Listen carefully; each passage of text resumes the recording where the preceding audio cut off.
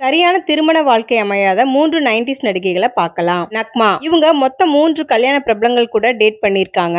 அதுல 2001ல நக்மாவும் கங்குலியும் காதலிக்கிறாங்க நியூஸ்ல வந்துச்சு. ஆனா கங்குலி ஏற்கனவே கல்யாணம் ஆனவர் என்பதால சொசைட்டி பிரஷன் காரணமாக அவரை பிரிஞ்சுட்டாங்க நக்மா. அப்புறம் சரத்குமார் கூட கிசுகிசுப்பு ஏற்பட்டது, அவரையும் பிரிஞ்சுட்டாங்க. அதுக்கப்புறம் போஜ்பூரி படங்கள்ல நடிக்கும் போது அங்க ரவி கிஷானு ஒரு கல்யாணமான நடிகர் கூட தொடர்பு ஏற்பட்டிருக்கு. அந்த நடிகரோட மனைவிக்கு விஷயம் தெரிஞ்சும் ஒன்னும் சொல்லலையா. இருந்தாலும் நக்மா அந்த நபர் கூட வாழ விருப்பம் இல்லைன்னு சொல்லிட்டாங்களாம். இப்போ 50 வயசான நக்மா கல்யாணமே வேண்டாம்னு சொல்லிட்டு இருக்காங்க. ஹீரா ராஜகோபால் அஜித் பத்மபூஷன் விருது வாங்குற டைமா பார்த்து ஹீரா ஒரு பிளாக் வெளியிட்டாங்க. அதுல நானும் ஒரு நடிகரும் காதலிச்சோம், அவருக்கு முதுகு ஆபரேஷன் பண்ணப்ப நான் தான் கவனிச்சேன், என்ன ஒரு வேலைக்காரி மாதிரி அவர் நடத்தினாரு, என்னை விட்டு பிரிஞ்சும் போயிட்டாருன்னு சொல்லி இருப்பாங்க. ஹீராவும் 2002ல புஷ்கர்னு ஒரு தொழிலதிபரை கல்யாணம் பண்ணி 2006லே டைவர்ஸும் பண்ணிட்டாங்க.